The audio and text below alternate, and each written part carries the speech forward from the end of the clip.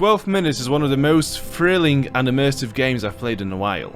Recently, I have struggled to focus on a game for longer than an hour at a time, but 12 minutes sucked me in for 4 hours non-stop after purchase. It's a mystery point-and-click adventure that takes place in just one location, your apartment and the corridor leading up to it. You get back home from work to your wife, who wants to spend a romantic evening with fancy desserts, surprise presents and dancing. As you dance, a shifty-looking man who claims to be a police officer kicks his way through the door, cuffs both of you and eventually murders you as well. The protagonist then wakes up at the entrance of the apartment once again, clueless about what just happened. He quickly learns that these 12 minutes will loop endlessly, until he discovers the cause behind this curse.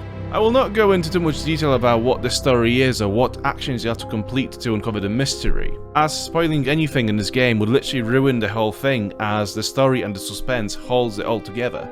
However, you will start to point and click on everything in the apartment to pick up items and try them out on other points of interest.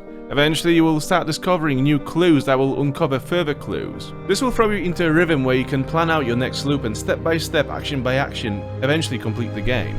Point and click adventures have a bad reputation, or a stigma even, of having illogical puzzles. However, to my great pleasure, I have not seen anything ridiculous like this in 12 minutes. Sure, I did get stuck on a couple of puzzles here and there, but by the time the solution clicked on my brain, I didn't hate the game. The solutions always seemed perfectly logical. There was only one instance where somebody asked me for an item that I did not have in my inventory at the time, which led to that loop ending there. I don't know why the game just didn't let me pick an option in the dialogue saying, let me just go and grab it, I'll be right back. But hey ho. Graphically, objects like the furniture have quite nice but simple textures, just good enough to give an impression of realism. The character models and the textures are also hanging on the balance between realistic and clay. Still, the art style is consistent throughout, so nothing really stands out as exceptional or bad. The only bone to pick is the absence of presentation of the facial features of the characters. The main protagonist probably works in some office as he wears a tie and a white shirt, but not quite a full suit to assume that he is doing very well. The police officer is bald, scarred old man with a beard who looks more like a hitman. Thus, we can assume that he is not an officer. The wife?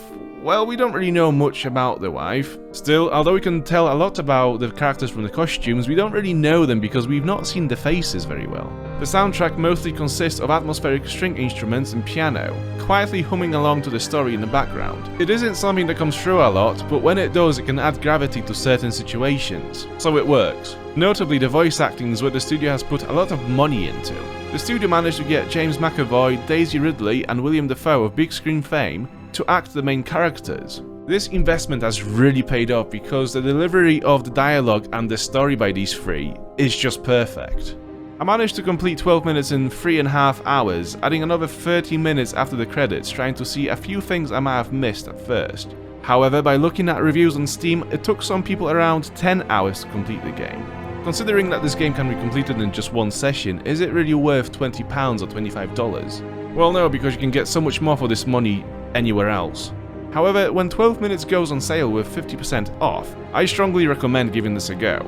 Alternatively, you can also access this game through the Xbox Game Pass, but the game would not launch on my computer, so this is worth keeping in mind. The story and acting are thrilling enough to keep you on the edge of your seat as you play through the 12 minutes loops, and the mystery and puzzles are not too challenging but logical enough to make you feel smart when you crack them. But this is a tough recommendation to make at a £20 price tag. Thanks for watching.